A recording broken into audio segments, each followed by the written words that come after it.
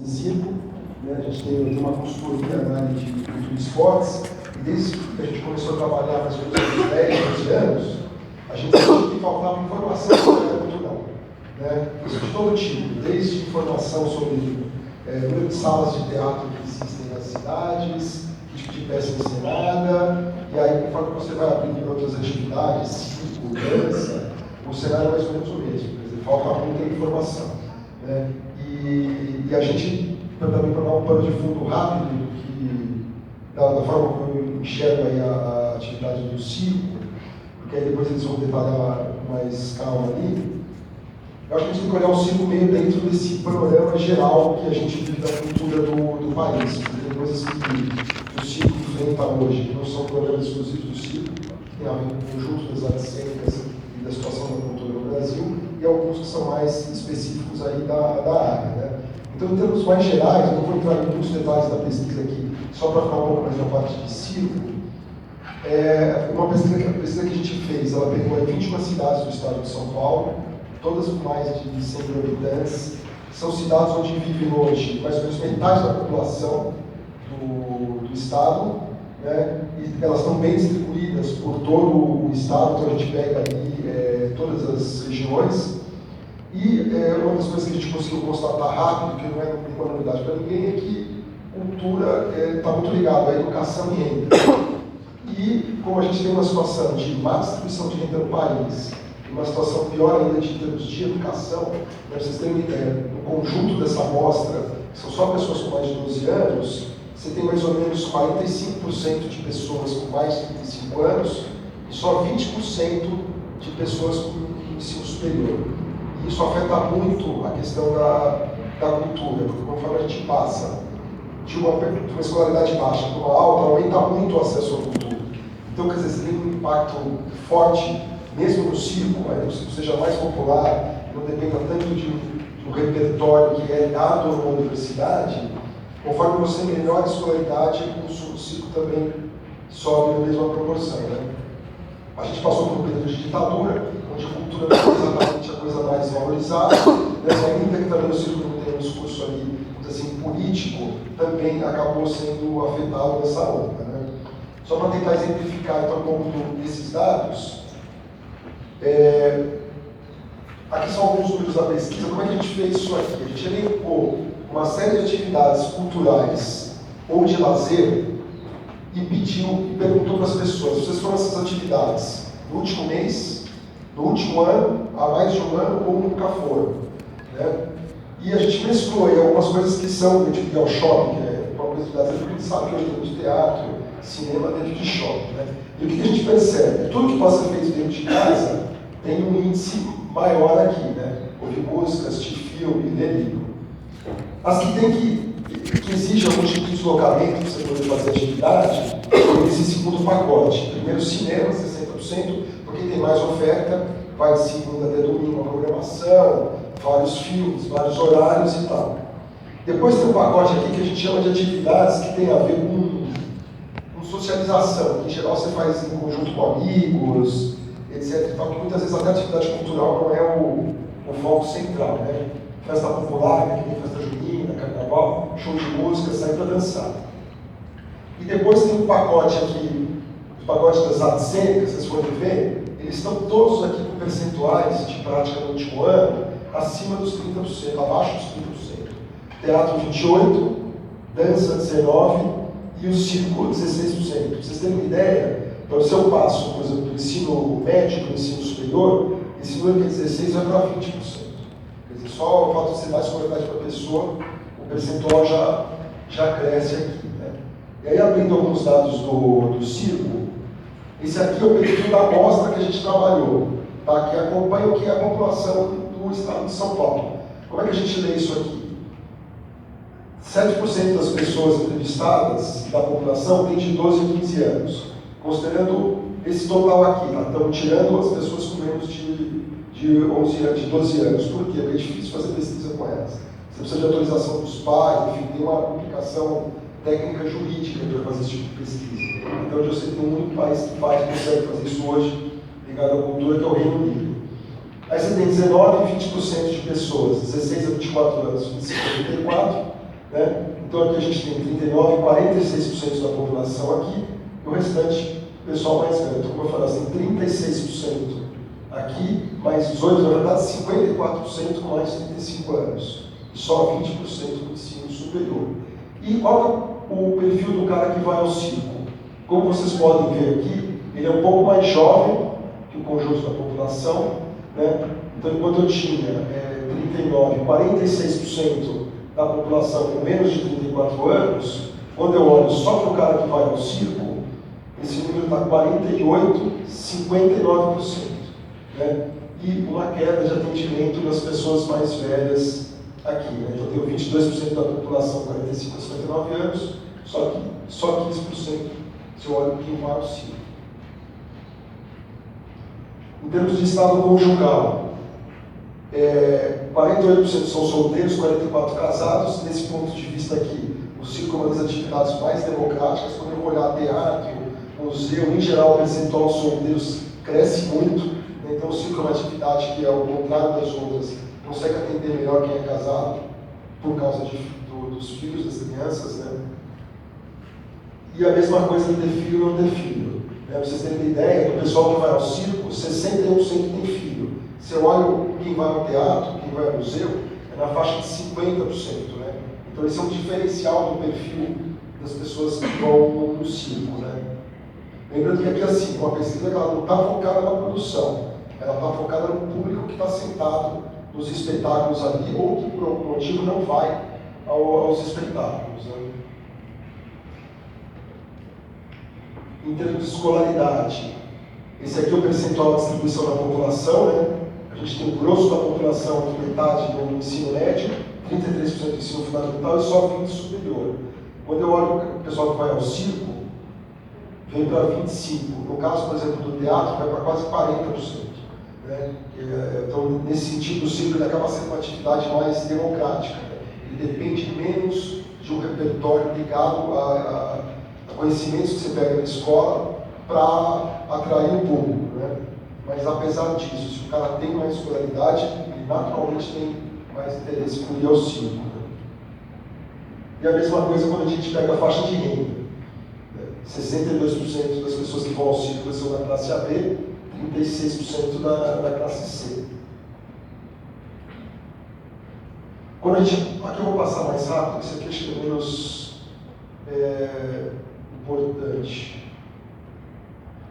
Aqui o que a gente pegou aqui, aquelas atividades que as pessoas realizaram no último ano e comparou com o perfil do cara que vai ao circo. Então o cara que vai ao circo, ele vai mais ao cinema, ele vai mais à biblioteca, vai mais ao museu, vai mais ao teatro e tal. Por quê?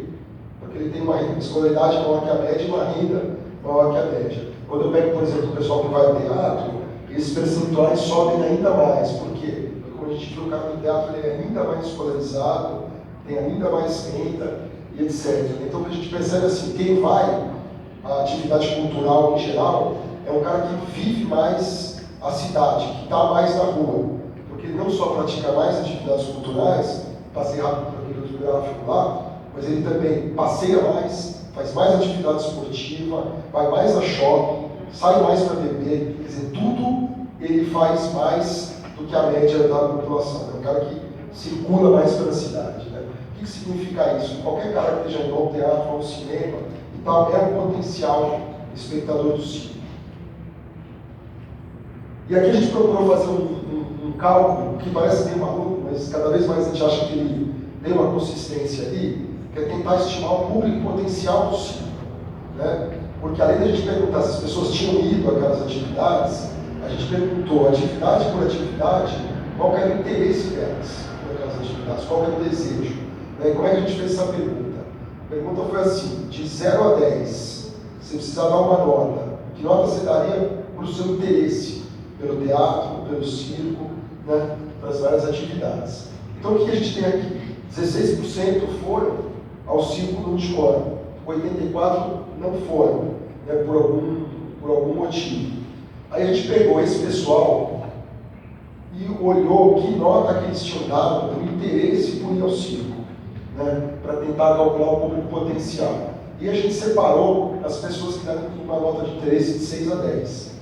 Esses caras não são caras que a gente imagina que são fanáticos por circo, mas se der uma nota de 6 a 10, provavelmente uma vez por ano não é possível que eu não consiga convencer esse cara a ir ao circo.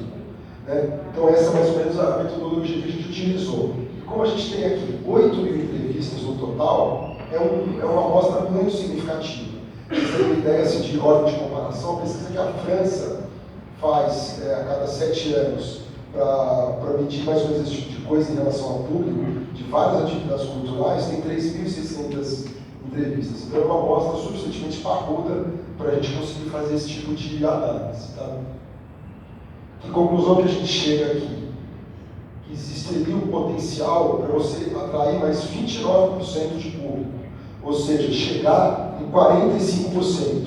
E sobraria aqui uns 55%, que seria um público eventual. Significa que 55% das pessoas nunca irão ao circo? Não é isso. Mas aqui é um cara que não tem interesse. Se ele for, provavelmente ele vai na carona de alguém. Né? E quando a gente pega esse grupo aqui que foi no último ano, você encontra gente que deu nota baixa. Mas é o cara que está indo para a família, é o cara que está indo porque a namorada gosta e vai junto, é o cara que está indo mais por conta do programa do grupo do que por conta do interesse próprio. Todo mundo já viu essa situação N vezes, não só com o circo, mas com teatro, museus, esse tipo de coisa.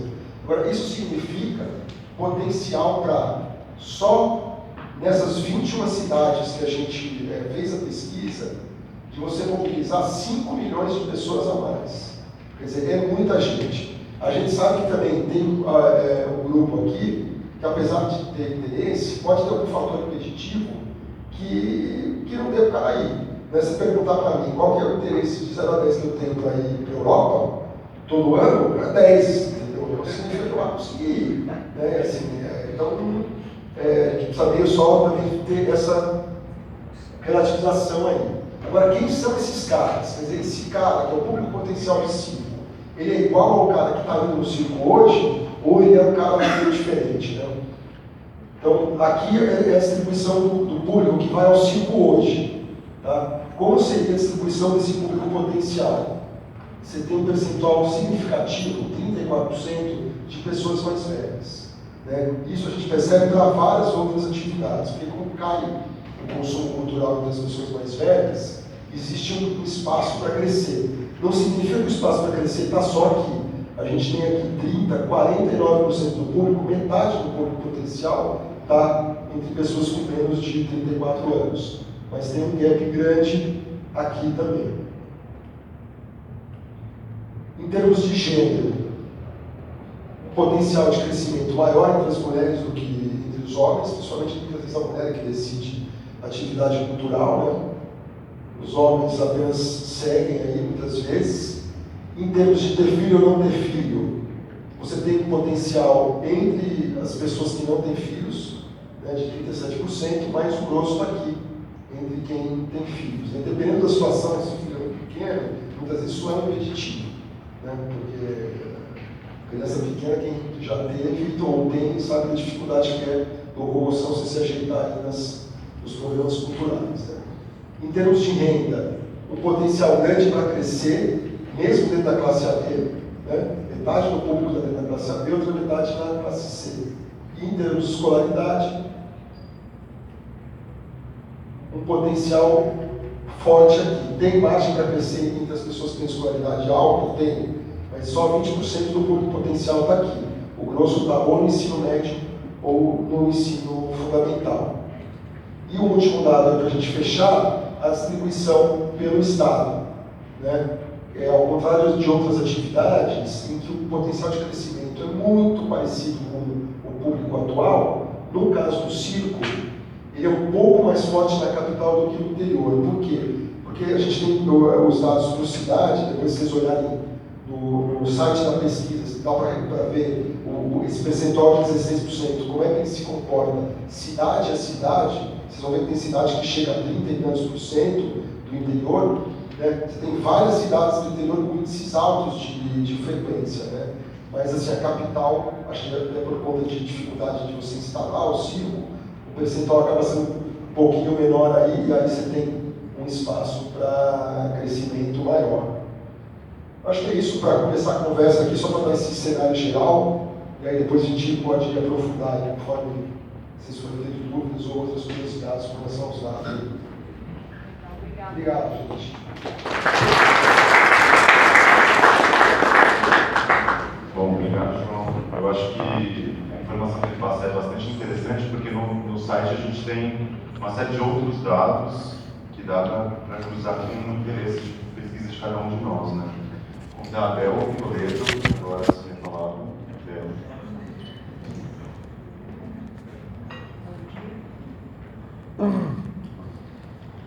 Bom dia, muito agradecer, sempre uma ótima oportunidade de estar aqui falando para vocês. Eu tenho um foco que é um pouco mais político. Eu sou presidente da Federação Brasileira de Circo, que está fazendo esse ano 10 anos de atividade. E nesses 10 anos o intuito da cooperativa sempre foi de inclusão, né, do circense, para ele poder ter uma representatividade, mas também de, além de gerar trabalho e renda, de ter uma atividade política para a inclusão do circo. Né? Então a gente vem trabalhando nessa luta árdua, né, difícil da inclusão do circo dentro das questões políticas do reconhecimento do circo como atividade. Então, a pesquisa que o João mostra para a gente uma coisa que é interessante, né? Existe uma cara do circo de que a gente tem um acesso muito grande nas classes populares, e aqui a gente vê que não é isso, né? Muito mais. A gente está aqui com um público AB muito interessado em assistir o circo e um público AB que já vem para o circo. Né? Isso é um dado muito importante para nós e que desmistifica muito essa linguagem de que a gente só fala com o povão. Outra coisa muito importante para a gente poder ver é que o João não fez hoje o comparativo com as outras linguagens das artes cênicas, mas a gente sempre perde muito para o teatro. Né? Toda a sua pesquisa parece que a opção é o teatro, as pessoas vão muito mais ao teatro e ao cinema e tal. Quando não se você olhar para o circo, a única atividade que vive exclusivamente da bilheteria somos nós, porque o circo trabalha com a sua bilheteria. Não existe política pública de estrutura para o circo. Né? No teatro, por exemplo, para vocês terem uma ideia, o governo municipal dá de apoio para financiamento 15 milhões por ano. Então, existe um projeto de lei de fomento, de editais e tal, que esse dinheiro vem religiosamente, ele cai na conta do teatro 15 milhões. O governo do estado de São Paulo dá outros 15 milhões para o teatro naquele estado de São Paulo. Então o teatro começa bem, né? Apesar da crise, dos cortes e tudo, ele tem 30 milhões no bolso para começar a sua atividade anual. E nós não temos nada, praticamente, porque o governo do estado, que tem uma política mais consistente, a gente tem um edital de 1.600.000 e a gente tem uma verba para fazer o Festival Paulista de Circo, que eu faço junto com o governo do estado, mas que ano a ano a gente tem sempre uma fatia um pouco menor. O governo municipal tem um edital teve pela primeira vez no ano passado um edital de 1.200.000, perto dos 15 milhões que ele dá, não é nem 10% do que o teatro tem. E esse ano, infelizmente, desde que nós tivemos uma alteração do governo, que saiu de lucro pelo Nabil, nós não tivemos nada. Nem a certeza de que vamos ter esse edital tem ainda. Não existe no político. O circo não conseguiu falar até agora com o novo secretário de Cultura. Não houve a transição, o governo do Juca Ferreira saiu e não deixou essa transição feita para o governo do Nabil, que assumiu e não falou com o circo, não teve nenhuma atividade, não existe nenhum programa. Então é um retrocesso fortíssimo. E é sempre a mesma questão, assim, como muda-se o governo e a gente começa tudo de novo. E é exatamente isso que a gente está tendo que fazer agora. Porque todos os avanços que a gente conseguiu com o João Ferreira se dissiparam e a gente tem que ir lá conversar de novo com a secretaria e falar, bom, então tinha uma promessa, a gente ia ter esse terreno e tal. Cadê o terreno? O terreno não é bem assim e tal. E o evento que ia ter no municipal, que era muito importante, esse ano teve corte. Então, não tem um programa. quê? Porque o circo não tem esse reconhecimento como uma atividade cênica que tem importância. E não é só isso, de que a gente tem que lutar, nós do circo, para essa atividade como uma coisa de importância. É o governo reconhecer que a sociedade civil considera o circo, que é uma questão importante também para a sociedade civil, que vocês querem existir, todo mundo gosta, todo mundo quer ver, não é só ir ao teatro ou só ao cinema. Nós temos político, que chama Aliança Pro Circo, são 14 entidades pelo Brasil. A gente fez um mapeamento, assim, de modo grosseiro, porque isso é uma questão que faz 20 anos que estamos esperando o governo federal também, o mapeamento não saiu. A gente tem a ideia de que somos 2.000 circos itinerantes, grupos com atividades circenses, somos 2.000 pelo país, fazendo 10 espetáculos por semana, com um público médio de 350 pessoas. Nós somos mais de 2 milhões de pessoas assistindo o circo semanalmente, não é mensal, não é anual, é semanal esse número. E esse reconhecimento do governo não existe para essa importância. Nós não temos assim os recursos, o reconhecimento, uma política de financiamento, de estruturação, porque o governo em nenhuma instância reconhece a gente com essa importância. Então, fica cada vez mais frágil a nossa atividade, porque a gente não tem o reconhecimento da importância. Então, não tem os financiamentos e isso vai degenerando. Por exemplo, o João citou, por que a gente não tem em cidades maiores mais acesso? Por que em São Paulo não tem circo? Porque a gente não consegue entrar na cidade. Não existe também uma política de acolhimento. Então, você chega na cidade, se prestar o circo itinerante, por exemplo, você não consegue um alvará, você não consegue um bombeiro, o prefeito, não, eu não gosto de circo. Isso acontece muito, parece piada, mas isso acontece demais. Chega na cidade, quer conversar com o prefeito, não, eu gosto de circo, às vezes é mais religioso, acha que aquela história de ter mulher de bunda de fora, então ele não quer. Então existe uma censura pessoal mesmo, né? Não tem uma coisa de política, é o que o prefeito gosta. E se ele não gosta, não sente muito, mas a gente não consegue entrar na cidade. Ou vai ter uma festa, e aí ele não quer, ou então ele acha que é outra coisa muito importante também que acontece muito, é que o circo vai levar o dinheiro da cidade embora. Ele não consegue entender essa cadeia produtiva, que a gente chega na cidade, que a gente gera trabalho na cidade, e que ali o dinheiro também é repassado dentro do comércio da cidade, é lá que a gente abastece os caminhões, faz o supermercado. Eles acham que a gente enche um caminhão de dinheiro e sai para a próxima cidade levando todo o dinheiro. Então, esse pouco conhecimento do circo leva a essa política, entre aspas, de falta de estrutura. Então, você vê, todo o potencial que existe, nós temos um potencial enorme, né? Você está falando em 5 milhões de pessoas que gostariam e que podem chegar até a atividade do circo, e que não vão, porque não tem uma política de apoio para isso. Isso vai cada vez enfraquecendo mais. E como a gente não tem nenhum tipo de financiamento, porque você não consegue financiamento nos bancos, no BNDES, todos esses tipos de apoio, como o Banco do Brasil, não dão financiamento para o circo, porque acham que também o circo vai sair sem pagar.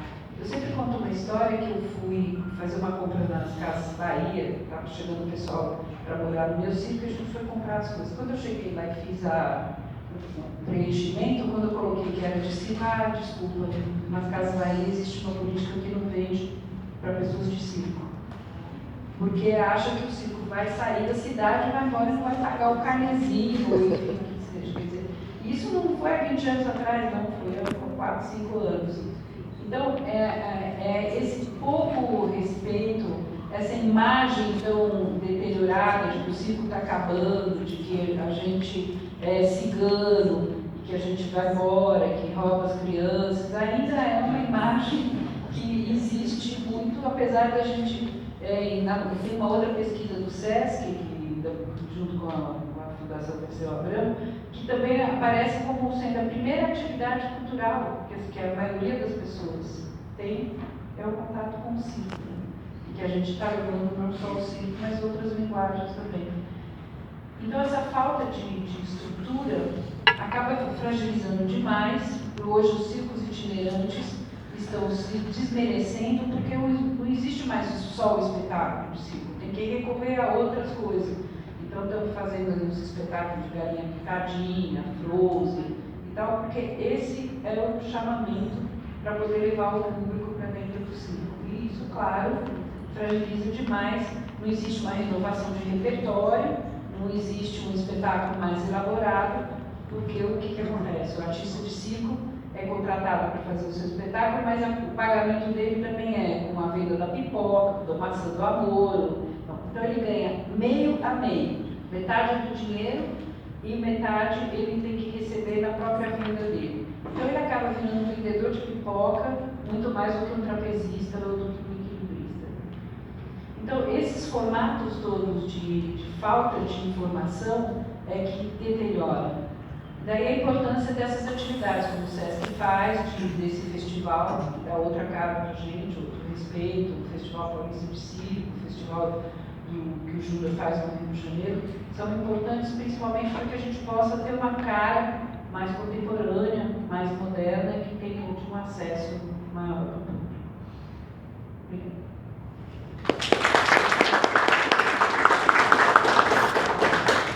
Obrigado, Bel.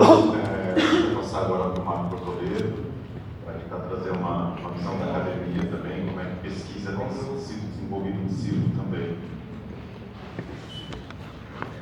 Bom dia a todos.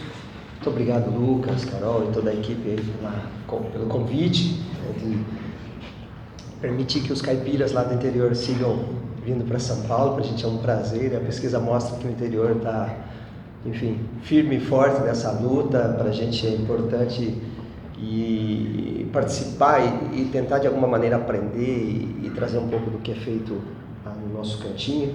E eu estou muito feliz, primeiro com a quantidade de pessoas da sala, né? A gente já teve outras experiências, encontros onde há um esforço econômico, político, enfim, divulgativo enorme, e você tem uma sala com 5, 6, 7 pessoas. E numa segunda-feira de manhã, ter um público como esse é um privilégio para todos, né? Então estou convencido que algo está mudando. E dizer que também é um privilégio muito grande estar ao lado da Bel, do Júnior, e conhecer o João, esses dados que eu não conhecia. Fico contente porque significa que de diferentes pontos de vista, seja do ponto de vista do governo, das organizações que fomentam o circo, ou do ponto de vista da universidade, a gente vem atacando para tentar melhorar a situação que, em geral, como foi bem dito, nas artes não é uma situação tão cômoda. As artes a cultura sofre de uma maneira geral, as artes, e o circo vem sofrendo de maneira bem enfática uma série de depreciações, né, desde as políticas públicas até um olhar da academia, que é um pouco o recortezinho. Eu tentei ser mais preciso, porque em geral eu tendo a viajar e me perder, enfim, é um pouco problema meu, mas tentei fazer um recorte para vocês. Bom, do ponto de vista da pesquisa científica, embora o termo científico, o termo pesquisa, quando a gente entra no campo das humanidades ou das artes, ele é bastante relativo. Nós temos um panorama bastante crítico. E eu vou tentar expor alguns dados. Eu não fui tão organizado, João. Podia ter colocado um PowerPoint, ter montado, mas, enfim, desculpa. Vou falar para vocês. Podia ter sido assim.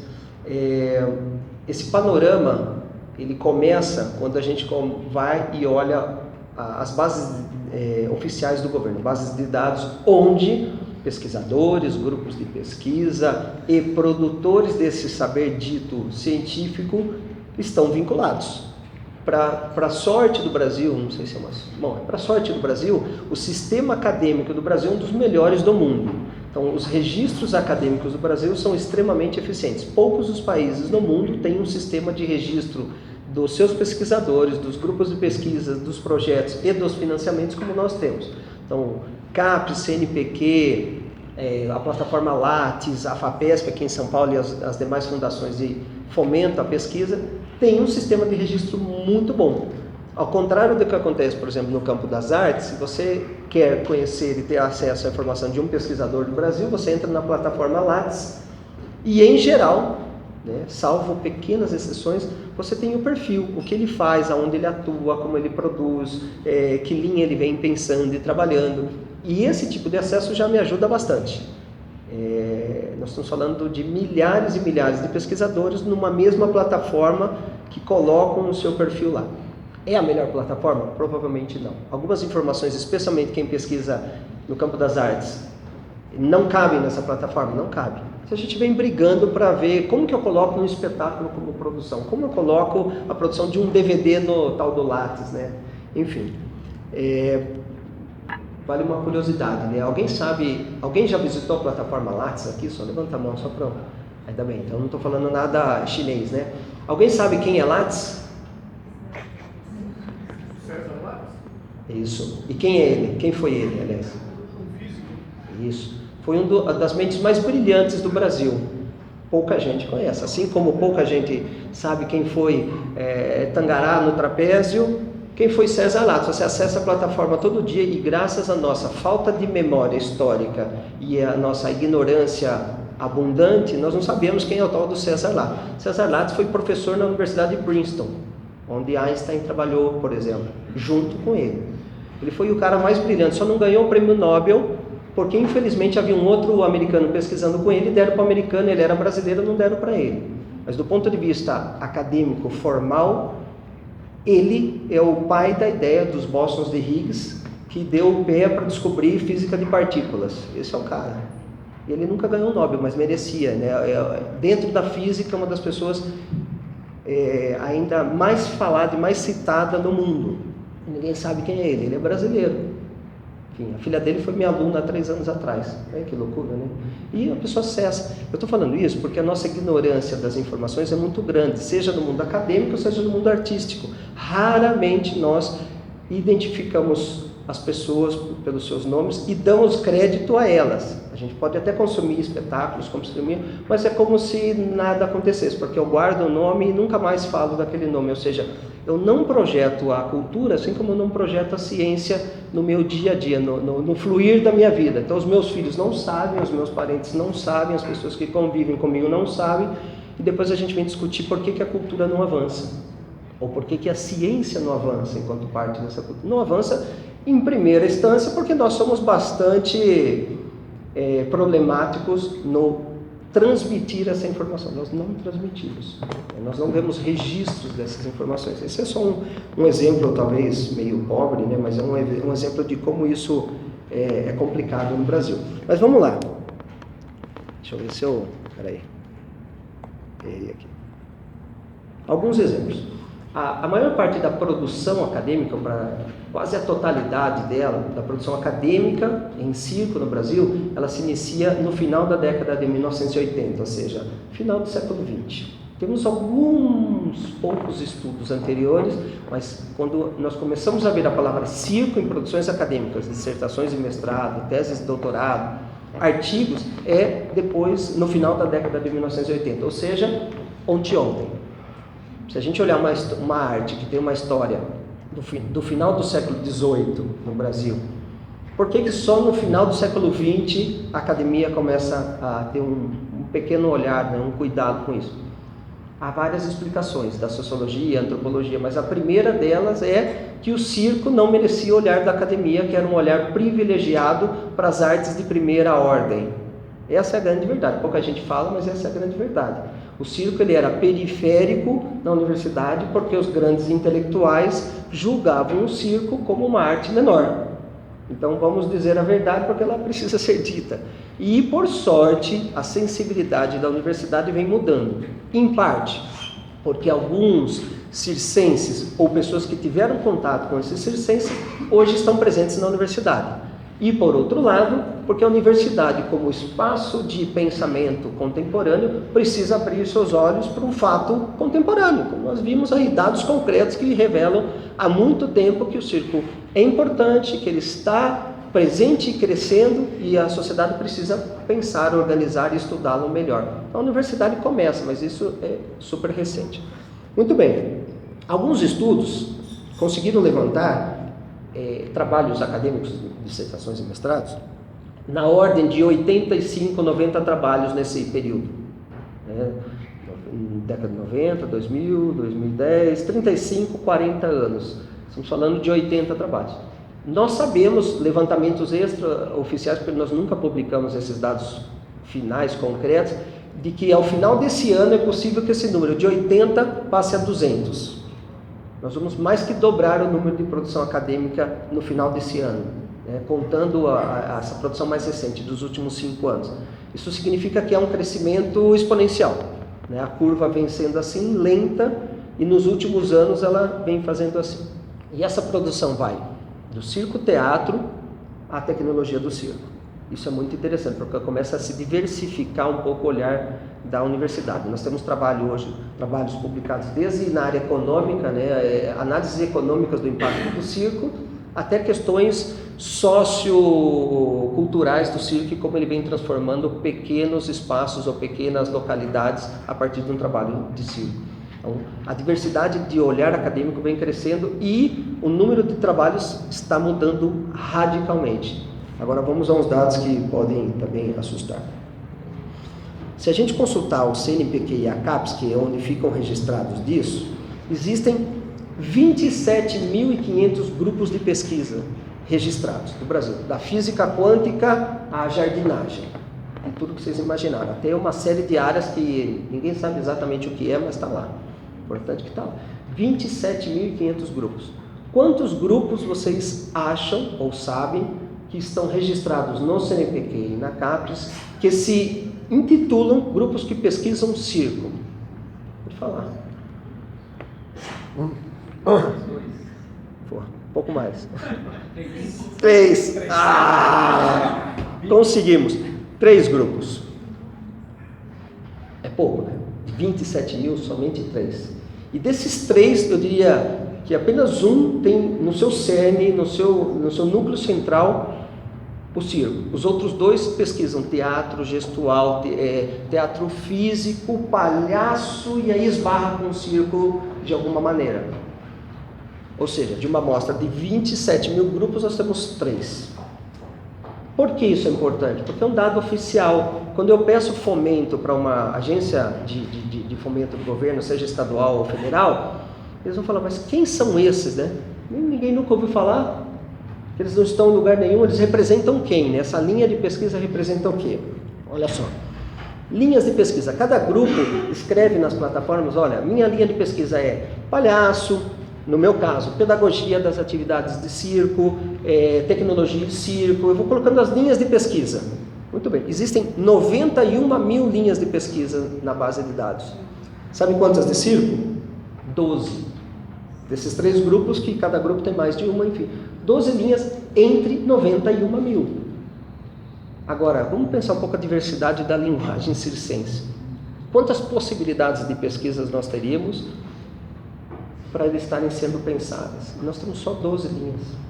Então, aí a gente já vê um problema importante que a universidade lida com todos, como todos vocês, como o circo lida para conseguir um espaço, o pesquisador lida para conseguir financiamento de uma linha de pesquisa que ninguém sabe que existe.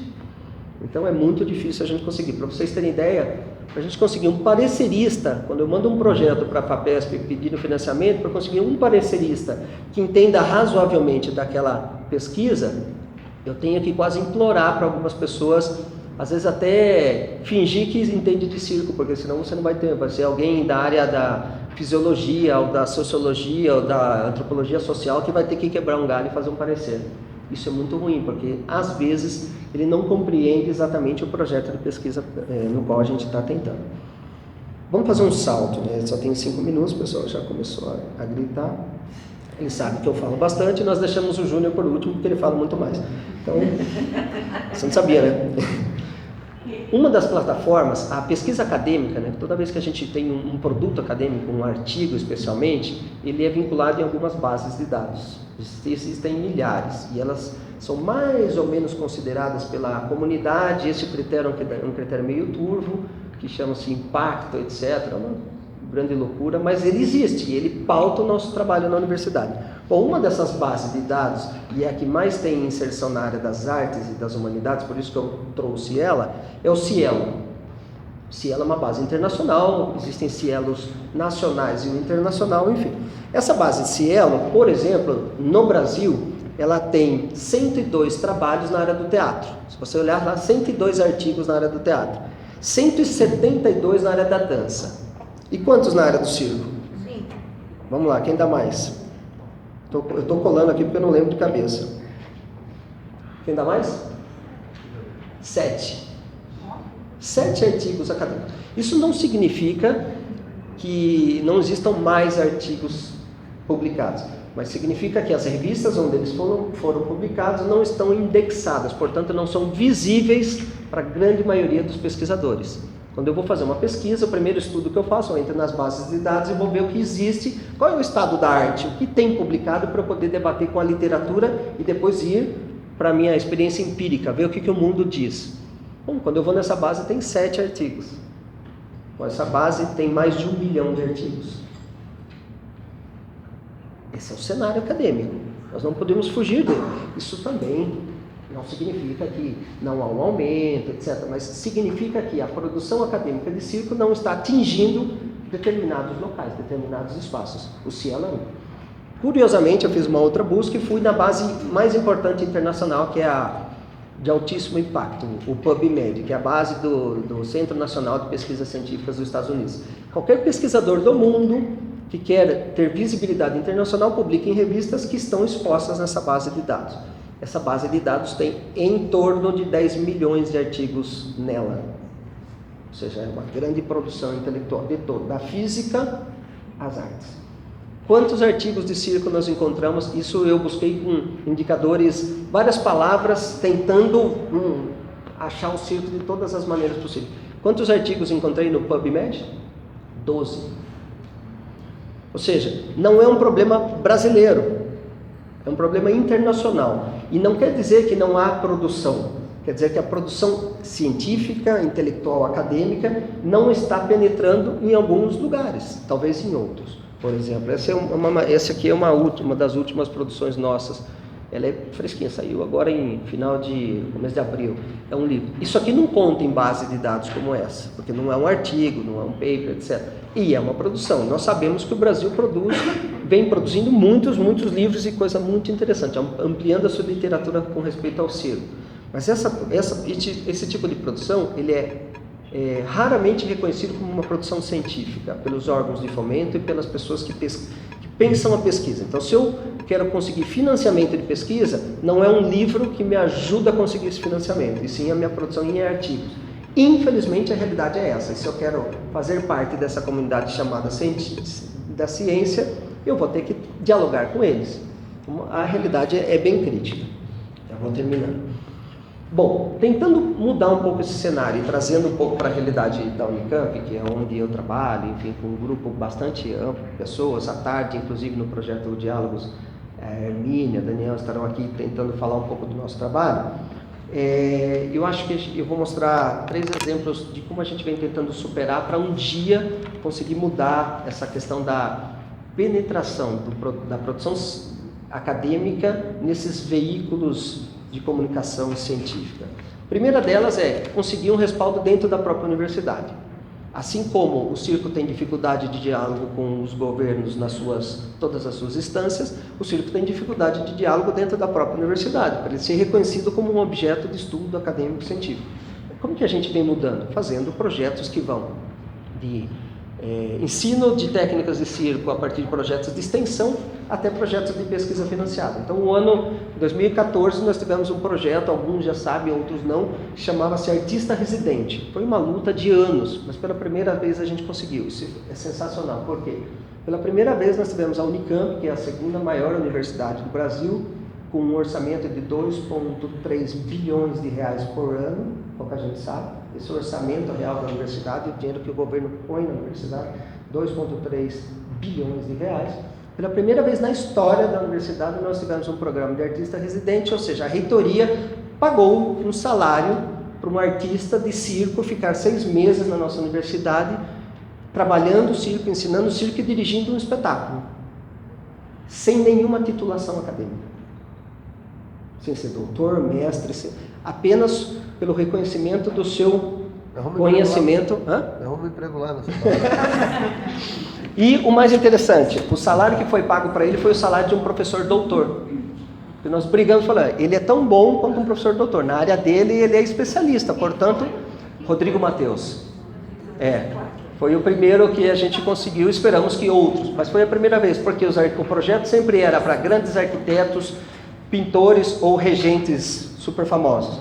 E o circo, imagine, a gente conseguiu. Então esse é um projeto, um exemplo dentre muitos outros que a gente vem fazendo. Para quê? Para que haja maior repercussão na universidade e para que a universidade entenda que o circo é, de fato, um objeto de estudo pertinente que pode estar presente nos nossos debates. A consequência disso foi um espetáculo com 14 alunos da Unicamp, que rendeu um público de quase 2.500 pessoas, e dentre esse público, reitores, pró-reitores, toda a nata da universidade estava lá para entender que é possível fazer um espetáculo em 4 meses de trabalho, digno, sério e muito interessante. Então isso vem contribuindo bastante para que a universidade mude isso e para que o nosso grupo, os circos, consiga trabalhar com o mínimo de suporte da universidade.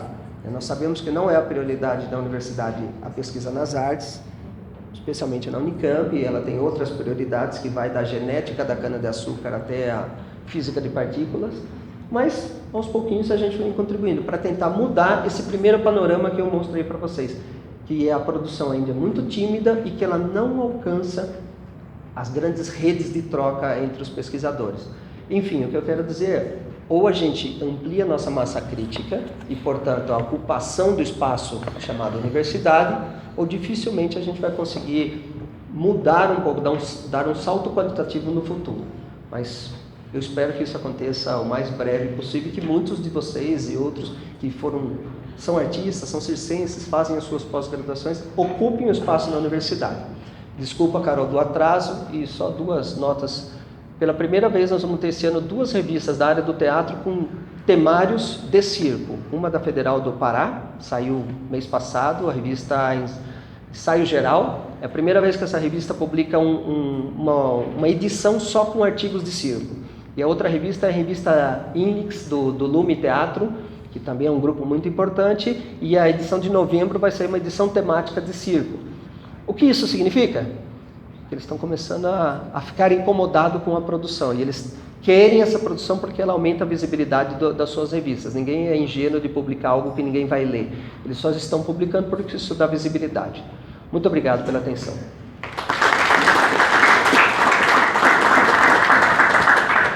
Bom, obrigado, Marco. Desculpa aí, Dá. Acho que é muito importante essa fala da academia, que é mais um dos pontos de interpretação nessa mesa. E agora a gente passa a palavra para o Júnior, que vem falar um pouquinho sobre a experiência dele com o Rio de Janeiro e, enfim, em algumas coisas que têm mexido na política do Rio de Janeiro também. Vou falar rápido, eu tô com a maior vontade de fazer xixi aqui, tá frio pra caramba.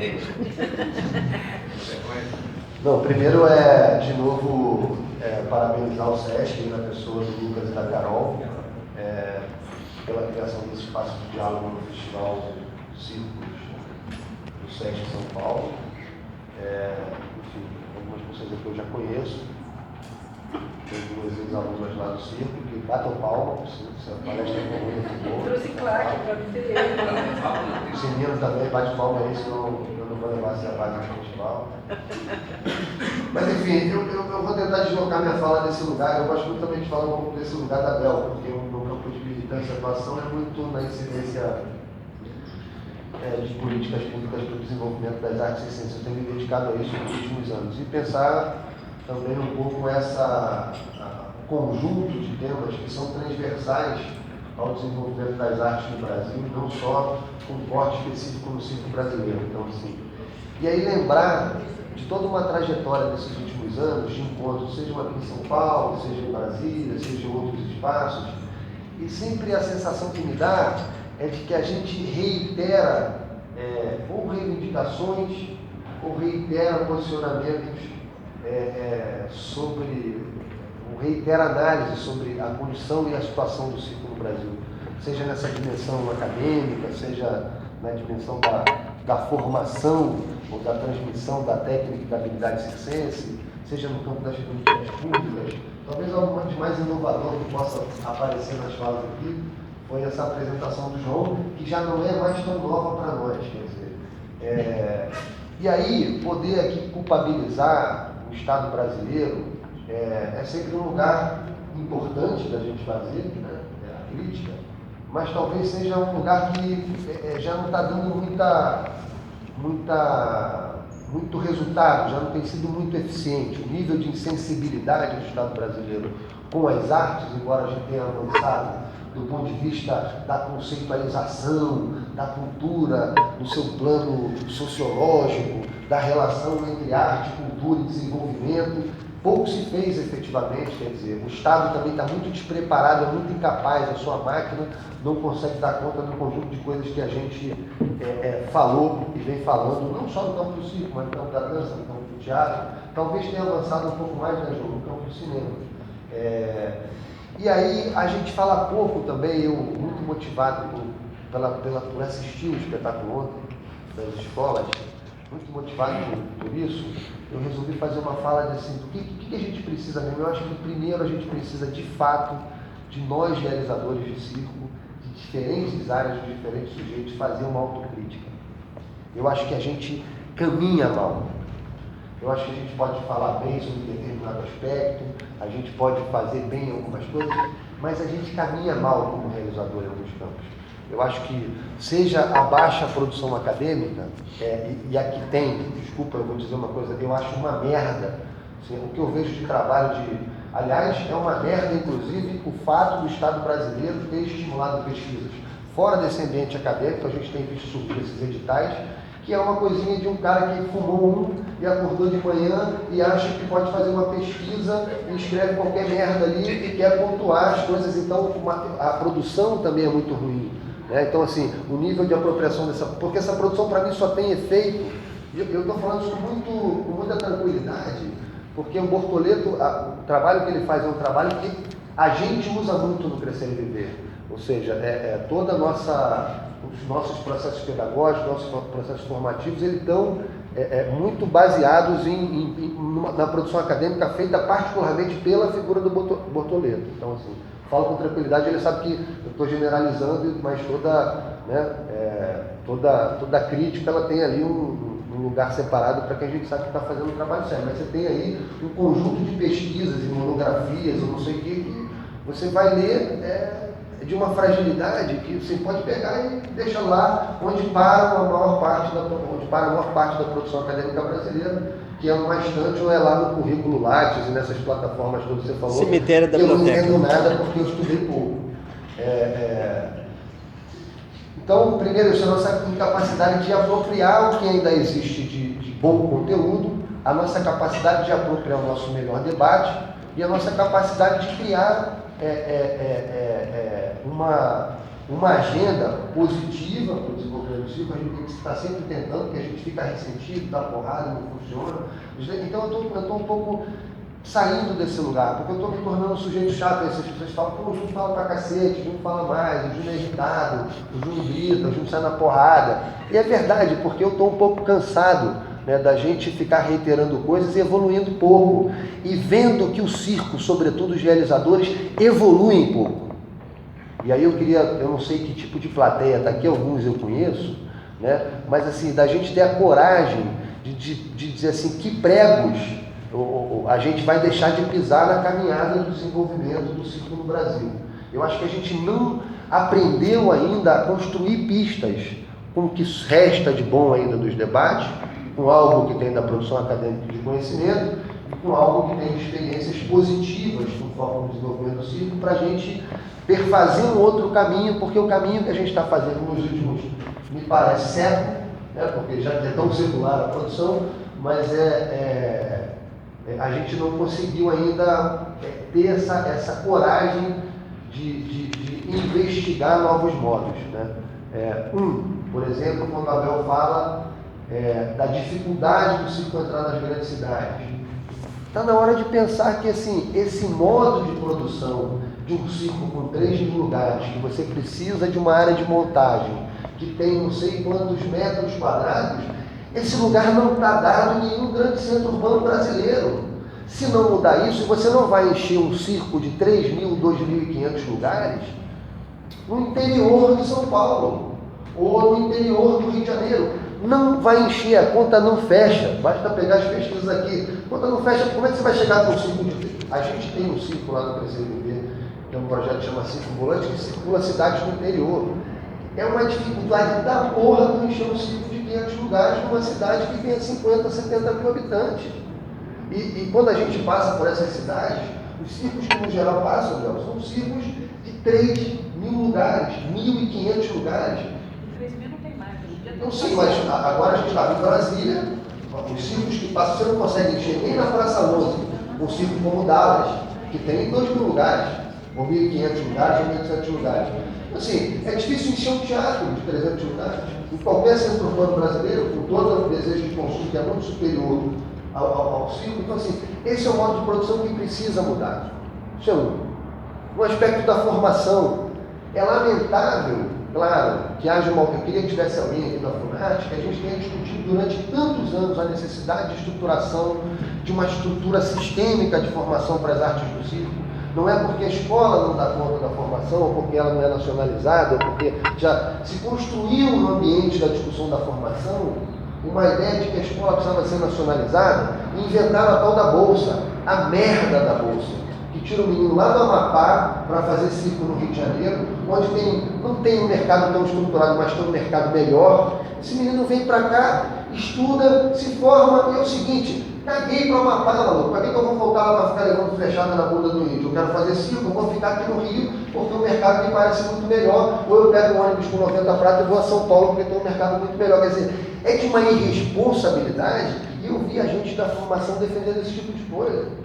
E agora a escola perde uma super oportunidade, e eu vou falar mais de formação, porque eu acho que a saída para o circo brasileiro são 2 aspectos. Um investimento pesado em formação. Foi assim em todos os países onde o circo se desenvolveu como linguagem, como modo de produção e estruturou no mercado. Você pega as experiências europeias, você pega a própria experiência do Canadá, você pega a experiência australiana, todos eles deram o primeiro passo no seguinte lugar: formar. Né? Formar. E assim, a formação do circo brasileiro é horrível. E aí eu estou generalizando, isso é para todos nós. Ontem, que a gente assistiu, eu fiquei muito preocupado com o que eu assisti ontem, nos espetáculos da escola. E eu estou falando ali do nível de fragilidade das habilidades. Eu não quero mais falar de técnica, estou muito ligado naquela onda Hã? Não, eu estou falando vou falar de habilidade para a gente sair desse lugar também que colocou o circo num lugar muito ruim. O circo talvez seja a linguagem artística que menos tem capacidade de dialogar com os movimentos contemporâneos do desenvolvimento da arte. E o contemporâneo da arte não foi discutido agora no ano passado ou há 10 anos atrás, foi discutido há 2 séculos atrás. A discussão de contemporaneidade artística não é uma coisa de ontem, é de 2 séculos, porra. E assim, o circo tem uma incapacidade histórica de não perceber o que sempre foi uma arte de contemporaneidade, de não romper com essa babaquice de ser circo contemporâneo ou circo tradicional, de não entender que foi ele que inaugurou, por exemplo, a iluminação no espetáculo cênico, de que foi ele que foi a primeira linguagem capaz de incorporar diferentes manifestações artísticas quando circulou por diferentes territórios do mundo, do país, de diferentes cantos. Ou seja, sempre foi uma arte porosa, ou seja, com muito mais capacidade de produzir experiências estéticas diferentes de todas as outras linguagens. E a gente não viu isso porque a gente, em determinado momento da história do desenvolvimento dessa linguagem, do desenvolvimento não, da paralisação estética, técnica, das habilidades dessa linguagem, decidiu fazer uma divisão entre o que é contemporâneo e o que é tradicional. E aqui no Brasil isso é horroroso, porque o circo contemporâneo aqui no Brasil é o sujeito que sai se arrastando no chão, sobe no trapézio e faz a mesma merda que o sujeito que faz no circo tradicional.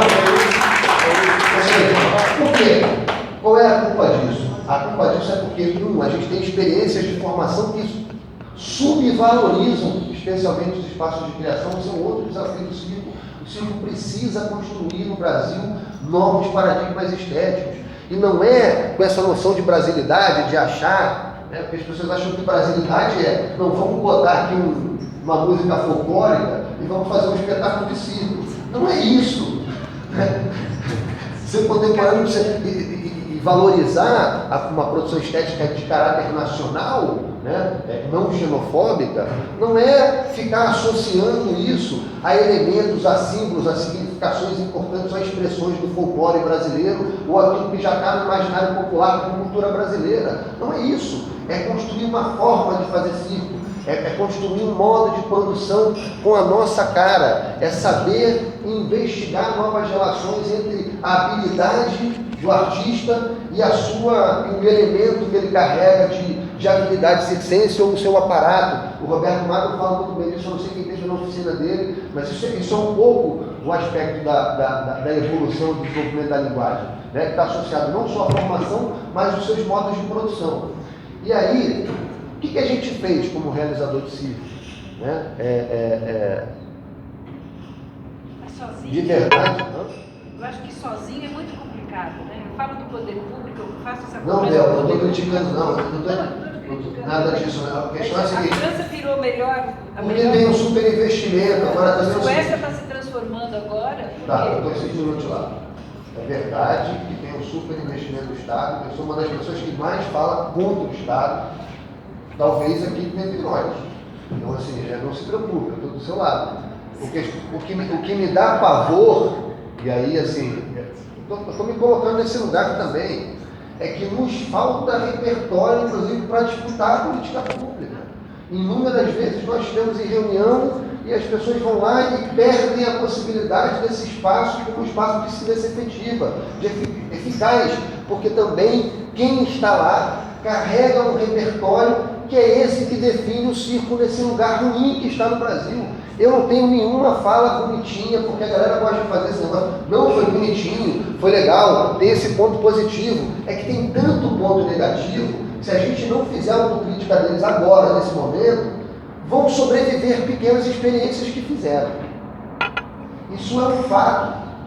Vão sobreviver pequenas experiências, que vão sempre se despontar em algum momento, vão estruturar um modelo, vão consolidar esse modelo e vão entrar na porrada para quem não conseguiu fazer. Estou dizendo isso porque, assim, na boa, sem problema, eu estou no pau pra cacete. Mas, você faz porque você conseguiu, se você faz porque você... por que conseguiu? Né? Porque teve tesão de investigar novos modos, sabe?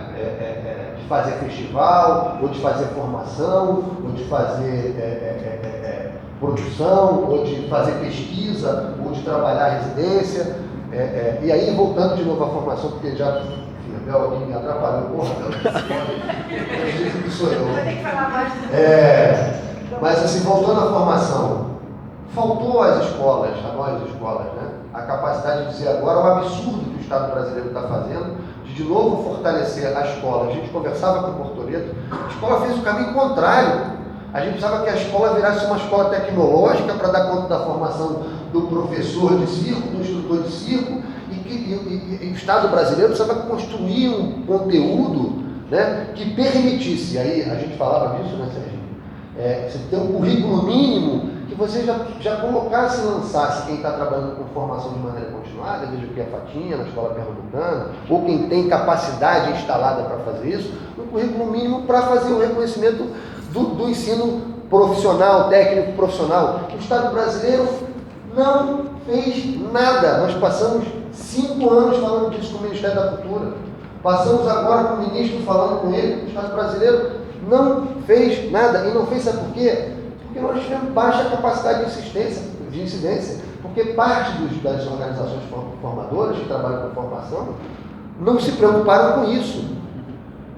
Ou acharam bonitinho e defenderam a suposta nacionalização da escola de circo, que é o que faz com que São Paulo não tenha uma escola com ensino regular de circo, que é o que faz com que vocês vivam dificuldade para manter a ação de vocês, porque nos estados e nas regiões do Brasil que vocês estão, o recurso é mais escasso, mas se é escasso no Rio, imagina como está no Sudeste e no Nordeste.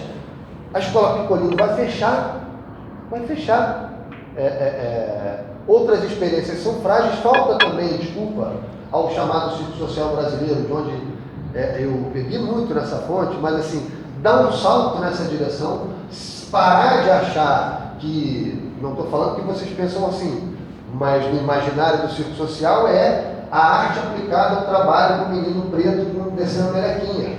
Quando se trabalha com linguagem, não interessa se o seu fim é intervir socialmente, ou intervir esteticamente, ou intervir academicamente, mas assim, não pode perder a dimensão de que é preciso ter a responsabilidade com o desenvolvimento da linguagem, com a preservação e com o desenvolvimento da linguagem.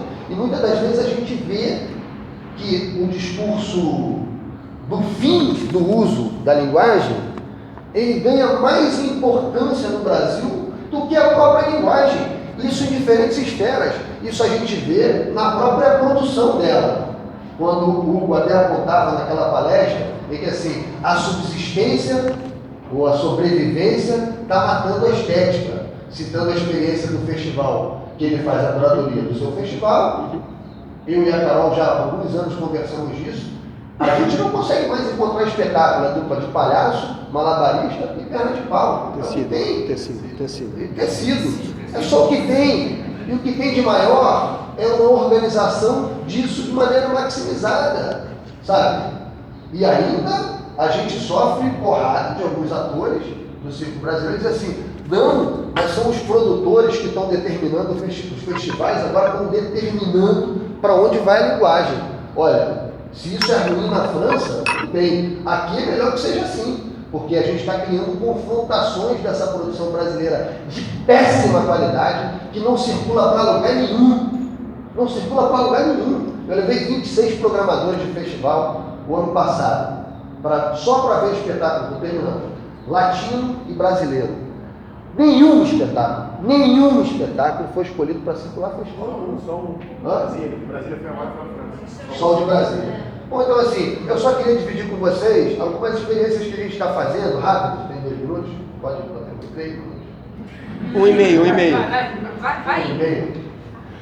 Eu assim, meio que queria convocar vocês a fazer, porque depende muito mais da sua capacidade instalada do que qualquer coisa.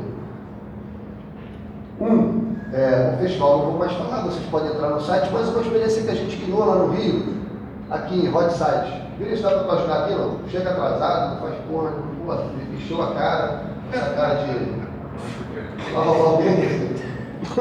Aqui em Hot Site. Esse site está um pouco... Vai falar que está defasado, porque daí eu nem mostro Isso o aqui é meu. uma experiência que a gente começou sem grana nenhuma, tá? Hoje tem uma grana. O que foi isso?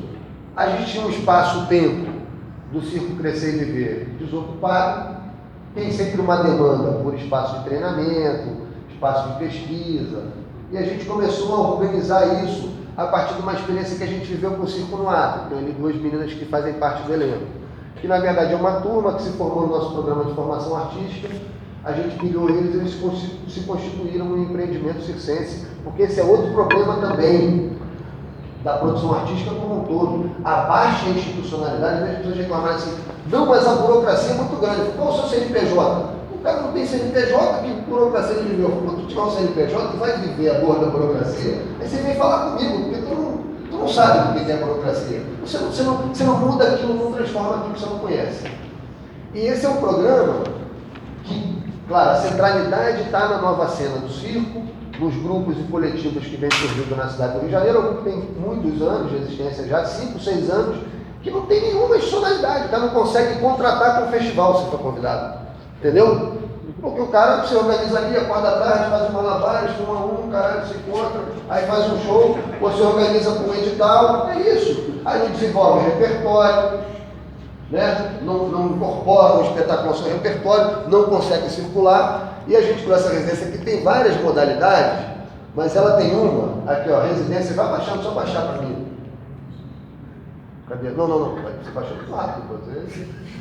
Não, sobe, aqui, residência, essa aqui.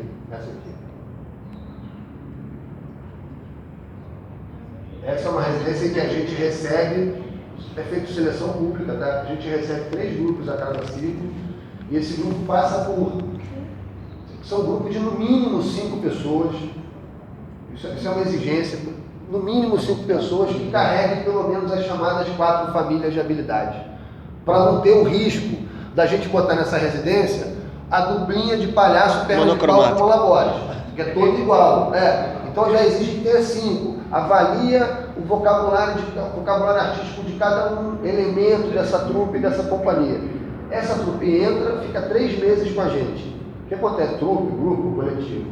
Nesses 3 meses, o que a gente faz? A gente pega os criadores que a gente tem lá no Circo Crescer e Viver, que trabalham com a gente, sejam instrutores, criadores e tal, e esse cara maneja um projeto de criação com aquele grupo. Não é uma imposição estética. A gente avalia também que estética esse grupo está buscando, problematiza com eles, mas há uma imposição do modo de criação. Tem que se organizar da nossa forma de criar.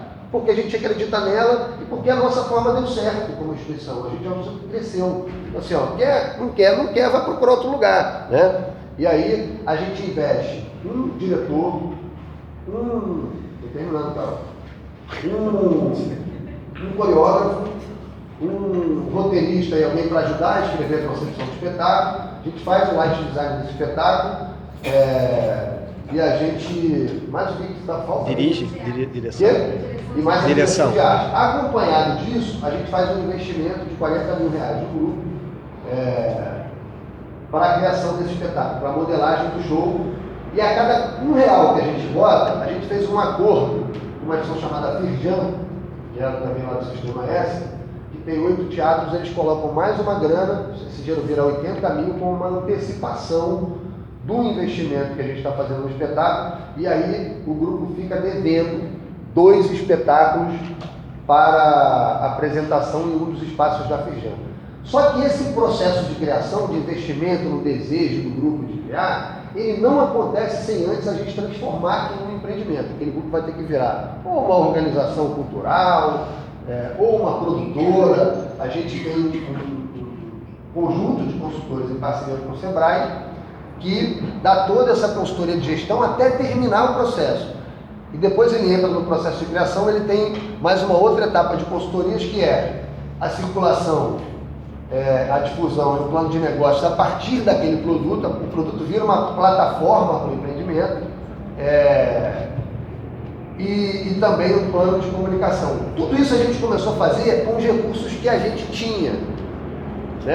A nossa primeira experiência, o nosso laboratório foi um Circo Mato. Como a gente não tinha dinheiro, porque eles são ruins pra cacete. Os que vão sair de lá vão ser melhores, porque agora eles têm mais estrutura. E acabou que isso, quando a Prefeitura do Rio termina, Carol, você está me olhando com essa cara feia. Eu, cara feio? Como é que você consegue falar isso? E quando a gente fez isso, a gente conseguiu agora, a Prefeitura nos chamou e pediu para a gente avaliar o edital de circo. Porque não tem efeito, a cena se repete, é igual. O Rio de Janeiro cresceu muito o investimento cultural da Prefeitura. Os caras foram olhar os editais e as inscrições, a proposta de produção é tudo igual, absolutamente igual, repetitiva. Os caras têm que fazer alguma coisa porque a gente não está fomentando nada, o que a gente está consolidando essa cena. E aí a gente sugeriu esse modelo. Eu falei, pega esse dinheiro todo e vamos criar programas de residência como esse em pelo menos 4 lugares. Aí que a gente pensou, Intrépida, que tem uma onda estética diferente da nossa, aí você tem que é mais aérea, mais não sei o quê. Você tem a Pleon, que é uma companhia mais vinculada à ideia de entretenimento, de números e de... O Teatro de Anônimo, que é mais para a onda da comicidade, e nós. Então a ideia é produzir aí a experiência de polos aceleradores, não só do desenvolvimento da linguagem, mas porque aí a gente trabalha com números, com montagem de performance, em que a gente bota, essa provocação até muito trazida pelo Roberto numa conversa com ele lá atrás, que a ideia do artista de circo não é assim, toma um dinheiro para tu fazer um número. Não, a gente tem um dinheiro aqui, vamos pagar um criador para você, ele vai trabalhar com você o seguinte, e pode ser um trapezista, um escultor, porque a ideia é o seguinte, que esse criador provoque no artista uma capacidade de inventar uma nova forma de se relacionar com a técnica ou com o seu aparato, de inventar uma forma nova de fazer circo. Eu lembro que a gente estava no seminário no Banco Itaú, o João também foi nesse seminário, a gente teve uma mesa sobre estética, não sei o que, foi quem? A Marlene disse assim, as pessoas não estão indo mais ao circo, porque é o seguinte, o circo passa na cidade e diz assim, eu não vou nesse, não vou no outro, é tudo igual. E é mesmo, o cara sobe no trapézio, tem figura, tá? E é tudo igual, né? Muda o figurino de cor, sempre aquele brilhinho, não sei o quê, para aquele rosto na cabeça, bem apertadinho, no caso das meninas. Então assim, é para fazer essa provocação que a gente criou essa residência. Sem grana, agora entrou a grana, a gente começou a potencializar e entrou a hipótese de a gente construir 4 polos, muito pautado na experiência francesa, não na estética francesa, porque eu acho o circo francês chato para cacete, excessivamente narrativo, mas, estou acabando, tem esses polos agora no Rio de Janeiro, terão esses polos. E a gente sugeriu... Só é importante citar um dado que lá na Prefeitura do Rio, quando a gente foi discutir, tinha 2 milhões para música e 890 projetos inscritos. Para 2 milhões para o circo e 39 projetos inscritos. É isso, a baixa funcionalidade do circo. Tinha dinheiro, mas não tinha demanda. E dos 39 inscritos, você botava 10, 12 ali, que não era circo. Era um inventário de um projeto de circo para poder discutir. Então o que a gente apontou para a Prefeitura é que fazendo um ciclo desse por um ano, você já sai com 3 vezes 4, 12, com 12 empreendimentos. Empreendimentos com capacidade de contratação. Estou acabando, cara. Agora a última coisa que eu quero falar para vocês. Dia 9, eu acho que é a última oportunidade que a gente vai ter, para mim, a última crença que eu vou ter na ideia de debater política pública nessas dimensões todas. O Ministério da Cultura está lançando a Política Nacional para as Artes. Há uma reconhecida defasagem do debate sobre arte nas políticas culturais. Isso foi abandonado, se falou muito de cultura e não se falou de arte. E são coisas diferentes, é importante que se diga. Então, o Ministério está lançando isso com a Funarte, acontece lá na casa de Rui Barbosa. 4 plataformas, ou seja, uma caravana das artes, que vai percorrer todos os estados brasileiros, chamando todas as linguagens para o debate. Nesses debates a presença do circo é sempre muito pequena, mas assim, que esteja presente, que cada um de vocês aqui interessado no circo esteja, porque um é importante. Uma outra plataforma, que é uma plataforma de seminários, vai discutir sobretudo os temas transversais, economia das artes, formação para as artes, enfim, um conjunto de temas que vão acontecer ao longo de um ano. Uma outra plataforma que são encontros setoriais, circo, teatro, dança, música, literatura, blá, blá, blá, blá, blá, blá. E uma outra plataforma que é uma plataforma de apresentação de propostas numa plataforma digital, ou seja, por internet. Então, assim, eu acho que essa é a última chance, porque talvez seja a primeira chance nos últimos 15 anos que o Estado brasileiro se lança no desafio de discutir arte e produzir política para as artes. O meu medo muito grande em relação ao circo, por isso eu falei dessa necessidade de a gente fazer uma autocrítica, é o seguinte, é de que o circo volte a ser aquela coisa que é até folclorizada na cabeça dos caras da gestão. Fica ali reivindicando, falando as mesmas coisas como a gente está falando há 10 anos e perca a oportunidade da gente fazer um debate qualificado, uma incidência qualificada, para que as artes do circo sejam, e aí as artes do circo como linguagem e como modo de produção, sejam efetivamente salvas, porque a situação é crítica. Era isso.